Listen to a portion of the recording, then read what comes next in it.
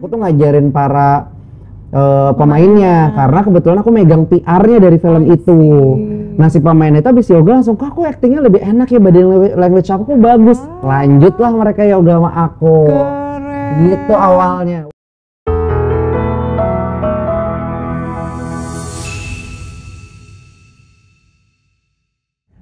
Dan sekarang salah satu treatment yang terkenal lagi nih dari Penyo adalah Spinal Energetics. Iya. Kita sering lihat di IG-nya nih, terutama sering posting kayak apa sih itu sebenarnya gerakan-gerakan yang dilakukan sama kamu tuh? Jadi si Spinal Energetics ini tuh sebenarnya bukan yoga, tapi dia ada unsur yoga di dalamnya. Itu yang pertama kali ngebuat aku jatuh cinta dan tertarik sama si Spinal ini tuh karena aku lihat kok dia ada pose yoganya, nafas yoga, tapi dia bukan yoga, nih apa ya gitu. Sampai akhirnya aku berangkat ke Australia kemarin sebulan untuk ngambil si certification ini. Sertifikasinya sebulan ya? Sebenarnya cuma seminggu, tapi habis seminggu kita intensif, kita habis itu praktek sambil diawasin oleh guru kita. Nah gurunya tuh seorang dokter, Dr. Sarah Jane. Dia tuh menggabungkan ilmu barat dan timur. Jadi dari chiropractor, master yoga, master reiki, itu digabung. Jadi itu semua kegiatan yang ada di situ digabung, makanya ada tuh. Jadi ada pose, kadang-kadang suka lihat orang berpose yoga di situ, terus habis itu ada stretchingnya, terus habis itu ada reikinya. Reiki itu tenaga dalam transfer, terus sama ada chiropractor. Jadi kita assessmentnya itu pakai tulang mana yang lebih tinggi, tulang kanan apa kiri, cervical, thoracic. Jadi benar-benar ada ilmu tulangnya juga walaupun sangat dasar gitu. Dan di situ aku kayak belajar banyak banget, dan ternyata orang-orang yang datang tuh bukan cuma dapat si fisik, tapi juga sama ke mental health gitu loh dok. Jadi mereka lebih kayak chronic pain-nya yang di bahu hilang, tapi juga ternyata si bahunya itu sakit karena mereka stres. Gitu, terlalu banyak menyimpan bebannya tuh di bahu. Nah disitulah kita rilis gitu. Keren banget. Seru dokter, cobain dong kapan? Ini dong nanti pengen kapan kita ini. Pengen sekarang di mana? Kasih tahu dong, studionya ada di mana? Oh, studio aku di Union Yoga Dharma Wangsa, itu di Jalan Wijaya 2 nomor 73. Aku spinalnya di situ, ngajar yoga di situ gitu. Oke, terakhir dong, misalnya ada pengalaman apa nih yang tak terlupakan selama mengajar yoga selama ini? Mengajar yoga apa ya? Kalau dari dulu aku pernah ngajar di Candi Borobudur, Candi Boko Candi Boko. Iya, aku pernah ngajar tuh. Itu kayak 2000 orang. Wah. Jadi aku pernah roadshow dok 12. Satu-satunya guru yoga kali mungkin yang pernah roadshow 12 kota. Itu aku roadshow 12 kota di setiap daerah di Indonesia. Itu setiap aku di sana tuh 2000, 3000, 2000. Itu yang benar kayak nonton konser. Itu seru banget, itu kayak salah satu pengalaman paling gak terlupakan. Dan yang paling gak terlupakan tuh di Candi Boko, atau aku lagi ngajar di atas stage gede banget, tinggi gitu ya, malam, terus habis itu pakai lampu-lampu gitu. Tiba-tiba aku ngeliat kayak di bawah nih murid aku, orang semua rame, tapi baru kali ini aku ngeliat semuanya itu ada kayak barisan banyak banget itu baju putih semua. Serius? Berjanggut gitu. Terus aku kan kayak nanya ke timku kan, kayak itu siapa gitu. Terus habis itu bilang kayak enggak kok, nggak ada. Mereka bilang gitu, tapi aku pikir kayak nggak ada, maksudnya tuh aman gitu. Jadi aku ya udah, aku ngajar aja terus. Pas aku udah turun, terus habis aku minta video, aku tanya ke semua, dia bilang nggak ada siapa-siapa. Katanya tuh nggak ada si baju putih berjanggut itu. Jadi cuma aku yang ngeliat di atas itu. Oh my god. Ya ampun, aku sampai kayak merinding karena itu orangnya tuh banyak, aku lihat tuh kayak barisan ratusan. Mungkin mereka menjaga aja kali ya biar semuanya aman gitu. Wih, keren banget. Ikut merinding, kalian ikut merinding gak sih? Itu apa ya? Oke, sebagai kesimpulan mungkin ada tips untuk para lovely people semuanya yang pengen yoga, tertarik yoga, atau ada tips-tips untuk yang bisa dilakukan di rumah seperti apa? Boleh? Jadi tipsnya buat kalian yang mau beryoga, yang pertama itu jangan merasa terintimidasi, karena banyak banget yang mau yoga terus pasti bilangnya gini, aku mau yoga tapi aku kaku gitu kan. Selalu itu kalimat paling template. Menurut aku, kalian itu kalau lapar kan makan. Nah sama, kalau kalian kaku itu ya kalian yoga. Jadi jangan pernah bilang kalian kaku jadi nggak bisa yoga, karena obatnya si kaku itu adalah kamu beryoga. Dengan kamu yoga pelan-pelan dia akan fleksibel. Kayak murid aku ada nih yang beratnya 100 kilo, itu benar-benar dalam waktu sebulan dia bisa cium lutut karena dia benar-benar rutin yoganya. Gitu. Jadi bisa kok, flexibility itu bisa berjalan, bisa berubah gitu. Jadi jangan takut. Yang kedua, yang paling penting adalah konsistensi, bukan durasi. Banyak banget orang yang kayak yoga tuh sebulan tuh sekali tapi 3 jam. Menurut aku itu nggak akan ada hasilnya, yang ada malah overtrain. Yoga lah rutin, seminggu 2 kali aja cukup, 60 menit tapi rutin gitu. Jangan pernah berhenti, karena aku aja yang guru kalau udah mulai berhenti tuh badannya tuh mundur lagi, kaku lagi, gimana kalian yang masih pemula. Jadi pastiin rajin beryoga, konsisten, dan jangan takut untuk memulai karena nggak ada kata terlambat. Wih, terima kasih banyak Penyo. Thank you. Semoga bermanfaat untuk semua.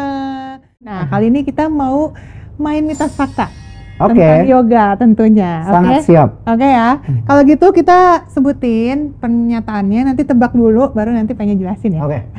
Oke, yang pertama, mitos atau fakta? Yoga bukan olahraga. Wah, mitos atau fakta? Tebak. Ayo, di sini tebak.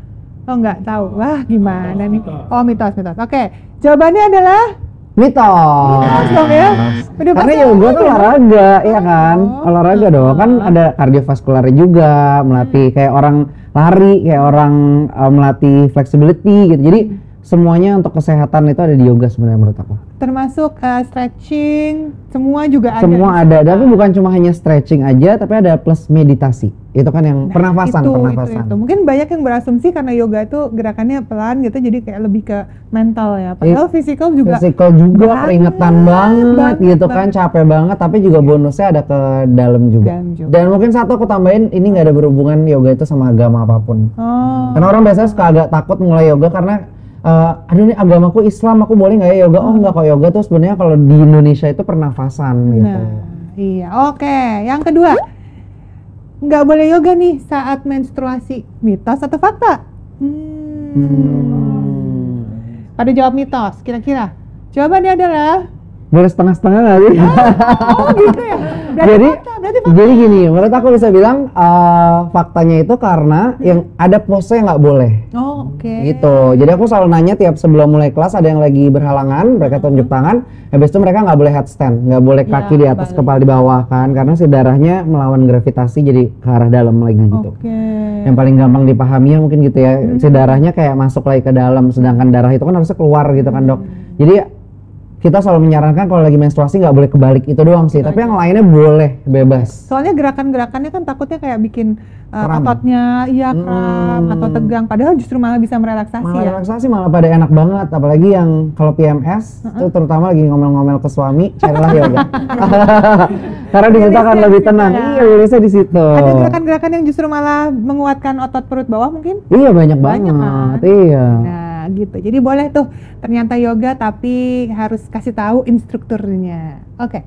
Next, mitos atau fakta? Tubuh yang tidak fleksibel sulit untuk melakukan yoga. Wah, ini buat yang nonton episode sebelumnya udah tahu nih jawabannya. Iya.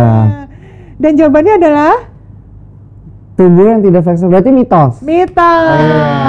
Ya. Oke. Karena bisa justru ya. Karena bisa, walaupun tubuh kaku pun setiap guru yang bersertifikasi pasti bisa ngasih option. Jadi kalau kalian datang terus langsung, oh ini masih kaku, opsinya satu ini, kalau challenge ini, opsinya ini, challenge-nya ini, pasti kayak gitu. Oke. Next, mitos atau fakta? Olahraga yoga ini dapat mengeluarkan racun dari tubuh. Mitos atau fakta? Nah, bingung nih kalau ini. Oh, fakta. Jawabannya fakta. Kalau ini berhubungan dengan salah satu ada twisting, itu adalah bagian kita pencernaan kita, kayak gerakan ini loh dok. Nah ini, jadi kita selalu bilang itu paling detoxify si pencernaan kita dan usus, karena kita semuanya kita squeeze, kita twist gitu kan. Jadi di situ biasanya pencernaannya jadi lebih lancar. Gitu. Jadi memang banyak ya efeknya, detox juga, termasuk kan kalau misalnya keluar hormon-hormon happy ya abis yoga nih ya, itu kan juga detoksi hormon stres gitu. Betul, jadi makanya setelah yoga tuh happy gitu rasanya. Happy, tenang, relax gitu. Betul. Oke, next, ini yang terakhir, mitos atau fakta? Yoga bebas dari resiko cedera, mitos atau fakta? Nah lo, coba gerakan-gerakan yoga.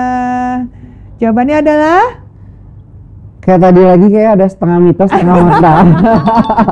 Karena si yoga bebas dari risiko cedera ini, yoga itu bisa sangat menguntungkan, tapi kalau kamu pikirannya nggak fokus, kamu bisa juga cedera. Makanya tiap lagi di kelas yoga tuh aku selalu bilang kayak please tinggalin dulu abis ini mau makan apa, anak kamu lagi apa, Atau itu tinggalin dulu. Kalau udah masuk ke ruang kelas tuh gelas tuh harus kita kosongin biar sepenuhnya itu bisa fokus gitu. Karena kalau nggak fokus nggak bisa banget cedera dalam yoga gitu. Kayak jari, ankle yang kecil-kecil gitu loh dok gitu. Makanya aku selalu bilang harus fokus dulu. Aku selalu lihat mata murid aku kalau udah mulai kemana-mana, aku udah tahu nih pasti dia lagi mikir habis ini anaknya makan ini kali ya gitu. Atau nggak kayak aduh si ini di rumah ngapain ya anak gitu kan. Fokus dulu gitu. Jadi sebenarnya walaupun kecil kemungkinan untuk cedera tapi ada. Tetap ada. Iya. Jadi tetap harus diperhatikan, follow instruction dari instrukturnya ya, dan fokus. Thank you so much Thank you Yoga. loh.